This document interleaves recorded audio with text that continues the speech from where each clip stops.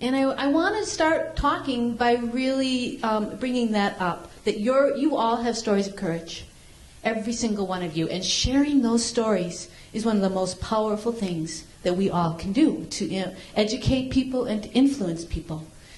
So as I'm talking, I hope you'll be thinking about your own stories and how you can tell them and influence with them. I feel like mine really started with my earliest memory, which is following my dad in the garden as he steered the rototiller, and those birds, pulling those worms, that first fresh scent of spring pouring out of the soil. This was before I could speak.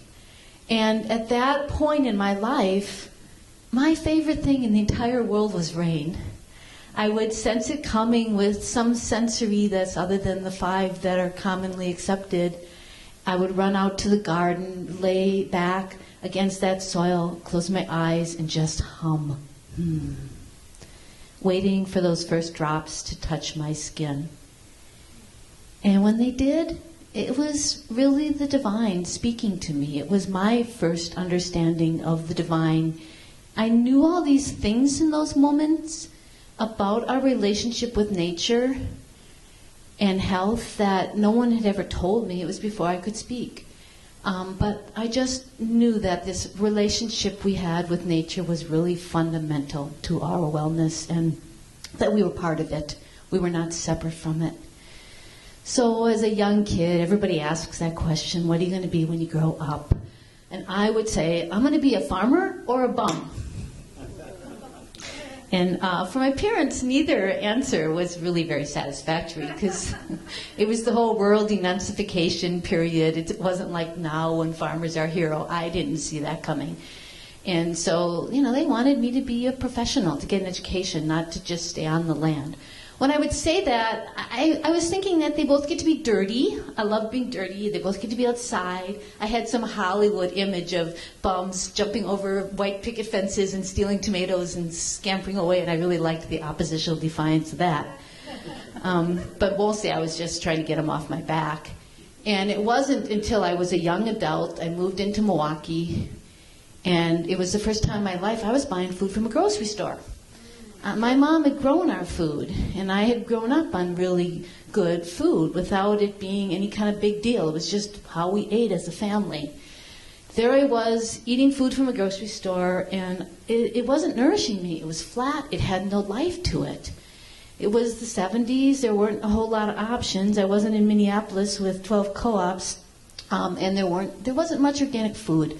I mean, steakhouses didn't even have salad bars yet. If you all remember when that happened, that was so monumental. Steakhouses got salad bars. So I really realized at that point, I'm going to have to be a farmer to feed myself. Because I knew the difference in vitality when I ate real food and when I didn't. Because I'd had that experience. I was facing all those challenges that all today's beginning farmers face. How am I going to get the land? How am I going to get the money? How am I going to learn? How am I going to develop a market? There was no market to speak of for organic food. And really, I just got lucky. I was driving down Highway 3 in Egan, and there was a sign on the side of the road, turn here, sweet corn. And I always do what I'm told, right? So whoop, right in that driveway, and there was everything I was looking for, that scent of basil and onions and that flash of tomatoes. And there just happened to be a really handsome farmer with too many cabbages. And I knew I could sell them. So we quickly fell in love. And he had been farming there since 1973 on his family's land. He'd named it the Gardens of Egan. It was a small farm. He was 5th generation. And when I joined him, I was young, naive, I had lots of energy, and I naively thought, wow, organic farming's really pretty easy. It was hard work physically. We planted and we weeded and we harvested and we sold. So I was tired at the end of the day. But the management of our pests and our disease and our water, all those things that a farmer thinks about, they were largely being managed by the ecosystem services of our environment. At that point in time, this was 1985 when I joined Martin at the Gardens of Egan, we weren't hearing ecosystem services on the radio or biological diversity. Sustainability wasn't even a buzzword yet. So I didn't know any of these terms, and I didn't know any of these things were happening, which is why I thought it was easy. They were just happening. The land was 120 acres. They had never destroyed the intact ecosystem. His family had been on it since they took it from the Indians in the 1850s. And the fields were small, slipped into the hillsides and below, and surrounded by biological diversity. There were always flowers blooming in every season, 3 or 4 varieties. Just what they tell us now to do for our pollinators was still there. It still existed. It had not been destroyed by agriculture. There were trees, there were fruit trees, there was grasses. These are all ecosystem services. That was how we were producing our crops, was with these ecosystem services, things that regulate the pest and disease. You can see that was on a hillside of the farm, and you can see all the flowers on that hillside in the small fields nestled below, regulating services, supporting services. How are you going to maintain that soil so that it's still there? How are you going to manage the water that falls on the ground? All that was really a gift that we were receiving from that land, and I had absolutely no awareness of it. We managed our fertility by planting soil-building crops, incorporating them into the soil. Again, I was just learning all of these things. I will never forget the day my eyes first started opening, because I saw a worm like this in a field. And I just had no clue. What was this white rice doing sticking out of a tomato looper in the middle of the field? I just was very puzzled, and I picked it in, and I'm 10 years younger than Martin, so there was a little bit of a father relationship in our early years, and I ran in and I was like, what is this? What is this? And he explained it to me that it is a parasitic wasp, there's a picture of it on top, that lays its eggs inside of the worm. And then when the eggs hatch, they kill the worm. So it's a predaceous species that manages a pest species. All of this was happening. We weren't spraying a pesticide to manage tomato lopers on our farm. We were planting tomatoes. We were maintaining the ecosystem that was existing. We weren't bringing new things in. It was already there. And we were receiving these benefits. So I was just sort of starting to get an inkling of all of that. And then there were the spiritual benefits of that ecosystem service that we lived in. You know, I had 2 kids that were growing up on this farm. This was their opportunity to have a relationship with nature and the divine through that life they were sharing this farm with. So for them, the farm was a really spiritual place.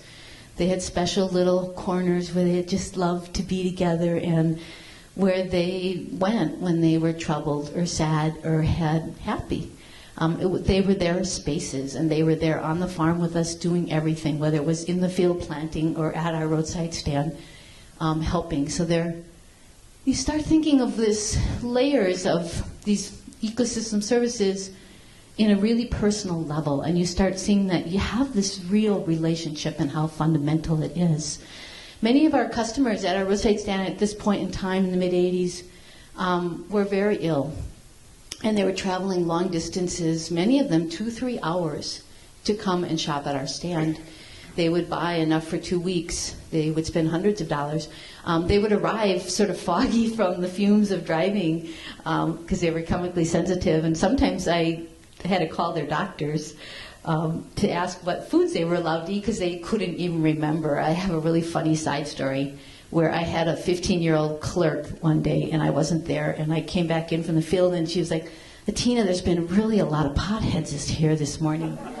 I said, why? What were they like? And she described them. I said, oh, no, those were not potheads. They were chemically sensitive.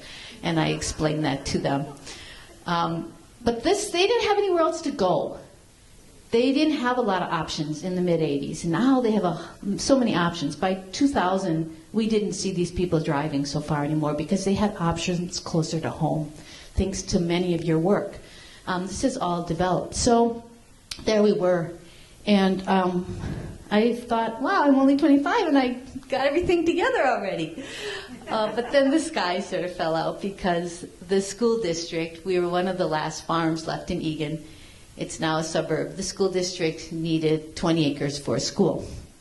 And you can't really say no to the school district, so that land was sold. And I thought, oh, well, we still got 100 acres. We can still run the farm. I mean, they come in and take out their trees and all that, but we're still farming next to it. We can still function, right? But no, we couldn't. And then the school district had to bring sewer and water to cross the farm to get to the school, which had to cross the farm, and so the rest of the farm was sewer and water assessed, which you don't have to pay those assessments till the land is sold, but there's 11% interest against it. And never, ever is a fairy tale. It's a really long time. It's not reality. So the rest of the farm was sold, and we were farming that land. They developed it over a period of 3 years. And so we were allowed to farm on the land that was not yet developed until it was developed. But it meant that we were farming on land adjacent to land that had no life. You know, they came in with those bulldozers and they took every tree, every bush, every blade of grass. They even sold the living soil. We experienced a complete ecological collapse growing next to those fields. We had pest problems, overrun with pests. Our water management collapsed. When it would rain, there was no life to hold the soil. That's one of the things life does. It holds soil. And the soil would run off and bury our crops. And so it was a complete ecological collapse. I started to really get beyond some sort of intellectual level that this fundamental relationship we have, it is really crucial, because I saw what happens when it doesn't exist. There was something even deeper that happened, and that was the spiritual crisis that we were going through. Our children were young. This was where, as I said, they learned about life and nature and that relationship, and they were learning way too young that their parents were not all powerful people who could protect them from bad things happening, and that the sacred would not always be protected. Our daughter withdrew from us as a family. She went from being this little girl who just could have walked any of you around the farm and told you the crops for the last 4 years and stories about all the life on the farm, to a little girl who wouldn't come out of the house, became a compulsive cleaner, would not engage with us as a family. My son became very violent and aggressive. And I found him one day standing, you know, we only owned 1 acre that Martin and I owned, and the rest was being bulldozed. And there, you know, on our 1 acre was our house and our roadside stand and our greenhouse, our equipment. It was green, there were apple trees. And then there was this vast expanse of nothing. That was the farm that he once knew. I found him standing with his little toes right up on that line, between green and brown, between ours and theirs, between life and death, and just staring those bulldozers down, completely serious.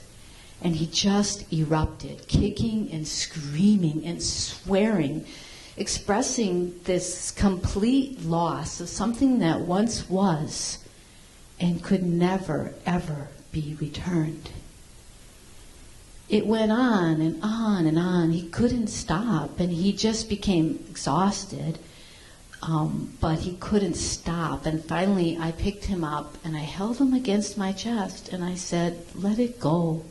Don't hold on to this one, just let it go. What came up and out of him then was something so much bigger than could have possibly been inside of this little body. But it was completely of him and from him and within him, and a grieving for the entire world of this loss that couldn't be returned. Eventually, he fell asleep, or like asleep. I don't think he was asleep. I don't really know where he was. And he was there a really long time. When he came back, he said, he was really serene, and he said, Mom, when can we go to look at farms for sale again? And what kind of tree do you love the most, Mom? I love oak and sumac and cherry and hawthorn. And when he said I love, I knew we would be okay again. That he had grieved his loss and that he would come back and learn to love again. And I tell this story because it's so clear when we see the loss through development, but it's not so clear in agriculture. Agriculture is actually the leading cause of biological diversity loss and species extinction. When you think about the typical agricultural field and lay it side by side with those bulldozed developmental fields, they're not dissimilar. Basically, all of the life is removed and it's attempted to be kept off. Why do they use herbicide? They don't want all those weeds in there. It's one life. They want one species in a typical agricultural field. The majority of fresh water use, 70%, is used for agriculture. 39% of land, non-frozen land, is in agricultural use. It's responsible for a lot of greenhouse gas emissions. 81% of deforestation is attributed to agriculture. So you start to really get it. If this relationship is this important, and agriculture is this huge impact on it, we got to take it really serious.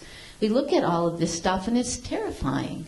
27% of Minnesota wells exceed safe drinking water. In my county, it's about 75% have too much nitrates in it. That's blue babies. Okay, that didn't just happen. That's agricultural fertilizer that didn't have life on the soil to hold it in. That wasn't applied at the time that it could have done something and gone into the plants, et cetera, et cetera.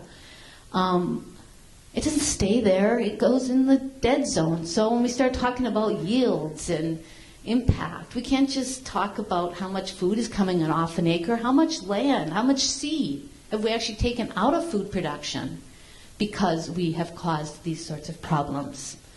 I mean, this is a really expensive price to pay for cheap food. And we have this whole food system based on cheap food. And we have to say something. You know, it's a very expensive problem, and many people are paying with their lives. This picture may be shocking, but this family lives with this every day. And this is not that abnormal. When you go into rural communities and start talking to the people that are doing the work and are in those fields and are getting exposed directly, to me, it just drops all these silly little statistics away about whether or not this matters. Yeah, it matters big time. And how many people does it have to matter to? So I want you to really walk out of here remembering every single day that you are educators. And as we talk to people about these problems, we have to talk about the bad parts and the problems, but we really have to talk about it with solutions for people. Otherwise, they just get really overwhelmed and they just say, screw it, it's too big for me, I can't do anything. We have to be helping them with solutions. And that's one of the wonderful things about organic agriculture is we can show these solutions. We can say, well, you know, this is my field and this strip of grass, that's what we call a beetle bank. It's 18 inches wide and we plant specific species in it that are going to be bunch-like to create nesting habitat for species that are going to help manage the worms that might come into that cabbage. Well, I show them this picture. This is the living mulch in our kale field. And this is how we manage our fertility. We don't have to take our land out of production to grow that fertility. We're growing it right between those plants. As they're growing, there's a white clover crop there that synthesizes atmospheric nitrogen and brings it into the soil. These are real solutions. We do have to feed people, and we have to have fertility to do it. We don't have to do it in a way that's destroying our environment. Organic farms use less energy. They emit less greenhouse gas. That's a fact. They store more carbon in the soil. Win, win, win. We got to store that carbon in the soil. We got to do a climate change, et cetera, et cetera. So bringing these solutions, when you get that healthy carbon in the soil, you can hold your water. For every single 1% of organic matter in the soil, that soil can hold 16,500 gallons of water. So for me as a farmer, I think time. That's a week of 90-degree weather with a plant that's growing fast and taking the water. I get my soil up to 4 or 5%, I can go through a 4 or 5 week drought without having to irrigate. Bingo, I just dealt with the fact that irrigation is depleting our water aquifers. So we have to be presenting all of these solutions, and food is a really powerful way to do it because everybody eats, and it gives you this common ground. You know, you can sit at the table and enjoy some really good food, as we're all going to get to do tonight. I'm looking forward to that. And talk about these things. It really is powerful. So we did buy a new farm, getting on with my story. That's it in 1991. It was a pretty beat-up farm. It had been chemically farmed. We looked for 6 years before we finally picked this one. We knew it had potential. It had good soil bases, but it had been abused. So we knew we were going to have to revitalize it. We actually took it out of production for 3 years before we took a cash crop off of it. You see that line through the middle, that's a major waterway. It's got water in it probably 60% of the time. They were plowing right through it. Every time it rained, the waterway would move and take soil with it. It was a major problem, plowed from one end to another, pretty much 100 acres with a few trees in it. So we had to return the life to it. That's what we had to do to revitalize this land. We had to plant, we had to deal with the water. First of all, where does it move? We had to figure that out on all the land, get those areas covered with grassy waterways so they'd be protected. We had to address the soil health. The soil was just compacted and hard. Rain couldn't even enter it. The organic matter had been so beat out of it, and so we had to do soil building and incorporate carbon into that soil to get the microbes alive and awake. We had to bring in the biological diversity. It had been plowed edge to edge. There wasn't any just still intact ecosystem on the side of my little fields that I could count on. And I had to bring it in. I tell you, it's a lot more work to bring it in than when it just existed.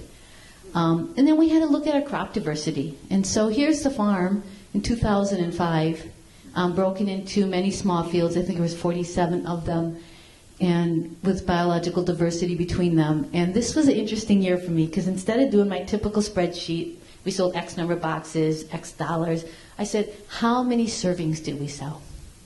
How many people did we feed? And I came up with the number of 3 million servings. And that just changed, that was a game changer for me. It's like, that's people. That's people sitting at the table and sharing food with their families and creating health. And then the next spring, it was April, and we'd just come in from planting kale. My fingers were still green from the plants. I was sitting at my desk opening mail, and there were 3 letters from somebody called Mincan. Like, Mincan? That must be like Min from Minnesota, and can, like, yes, we can. So I thought it was a food shelf looking for a donation, and I was really irritated that there were 3 letters when one would have sufficed, and I threw them in the trash. I didn't open them, and I thought, I better just read one. Pulled it out, I opened it, and it was not a food shelf. It was from the Mincan pipeline, crude oil pipeline, informing us that they had submitted an application to the Public Utilities Commission to build a crude oil pipeline, and that we were in the corridor. And my heart just stopped, because I already knew. I knew what would happen to that soil if they came through. I knew we would never farm on it again, and we just spent 15 years rebuilding this farm. And I'm really embarrassed to tell you the first thing I did, but it's important, because I still was really afraid of conflict. And I ran down to the machine shed where my husband Martin was working, and I had those letters. I waved them in his face. I said, I spilled out the whole story, and I said, you have to call them up and tell them they can't put it through here, Tell them we're an organic farm, tell them how we build our soils. I went into this half-hour-long lecture about exactly what he should tell them, and I made sure he got every single point. And then he said, well, they put those things where they want. And you have all the answers, so you call them. And this is the part that's so embarrassing, because I said, well, they'll listen to you better, because you're a man. And guess what? It wasn't true. And he fortunately knows that I actually was the better person for the job, because I'm better at the computer, or I'm better at organizing, I'm better at marketing. And he just sort of laughed and said, no, this is your job, and I'll be your support. I'm behind you, but this is your job. And I was really terrified by the idea. But the first thing I did was get online, and I started reading all their application and all the documents, and I came across something called an agricultural impact mitigation plan. And this is the plan that the pipeline company has to follow to come in, put the pipeline in, and put it all back together just like it was before. And I was like, I want to see how they're going to do that just like before. So I start reading, and I come across the Mincan pipeline will not knowingly, catch that one, allow more than 12 inches of topsoil erosion. Y'all like that? Yeah, imagine saying that to an organic farmer who had just rebuilt her farm. And that was when I changed from victim to not victim. And I changed my attitude from fear means run to fear means fight. I was really mad. The arrogance of saying that that was going to be a mitigation plan. And that was really the point where I said, okay, they have just pissed off the wrong person. They now got the wrath of Atina Difley on their backs. And this is going to be all I really care about. So I want to tell you just a little bit about this process, because I decided I should engage a lawyer because I was also running a farm. And it wasn't so much that I doubted that I could learn the things I needed to learn to fight this legally, but that I wanted to speed things up, and I wanted to bring in somebody that already was experienced. And I got on the phone, I started calling eminent domain attorneys, and phone call after phone call after phone call, they all said the same thing. I'm sorry, we can't help you, we have a conflict of interest. So what looked like to me, Coke must have gone in there and put a little $2,000 retainer on everybody, and nobody could handle an eminent domain case on the MnCan pipeline. So I switched to an environmentalist. It was probably day like 6 of me running in and out from the field to the phone every chance I could to make these phone calls because it was spring. And I reached Paula Maccabee, an attorney in St. Paul. And I explained my, by then, well-practiced spiel. And her response was, Gardens of Egan Organic Farm, crude oil pipeline, 12 inches of topsoil erosion. This is going to be fun. And she had moxie, and she fights to win. So our first meeting, we talked about goals. And I said to her, well, could we stop it all together? Because I'm really an idealist. And she said, well, yeah, that would just be wonderful, but how much money do you have to spend? And 2, how are you gonna do that? To do that, we have to show that society doesn't need it. I was like, oh yeah, we can do that super easy. There's really good research now showing that organic farms have less oil use and use less energy, and we can show that if everybody farmed organically, we wouldn't need as much oil and we wouldn't need this pipeline. Bingo, I got it. And she's like, well, how many farms are certified organic now? And it was like 4%. Not even 4%, it was like 2%. So we decided that really wasn't the battle that we were going to take on, and that our goals were to be, 1, that it wouldn't cross the organic farm of the Gardens Vegan, 2, that it would avoid other organic farms when feasible, and 3, that we would write an organic mitigation plan that specifically addressed the needs of an organic farm, and that would identify organic farms as a valuable natural resource because they provide ecosystem services just like a wetland does. And this was the part that was so fascinating for me, because we had just transitioned a chemical compacted damaged farm to certified organic. We had 15 years of really good records that we could show how we had significantly changed the environmental services that were coming from this one little 100-acre farm. We had all of that. And because we were certified organic, all of our documents, they are inspected by a third party.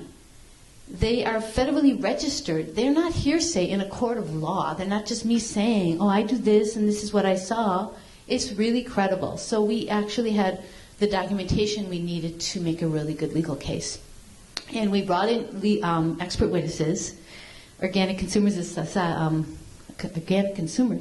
OCA, was very generous in providing an environmental scientist who talked about the health benefits and why people eat organic, and he talked about children and illnesses, et cetera, et cetera, et cetera. He was great.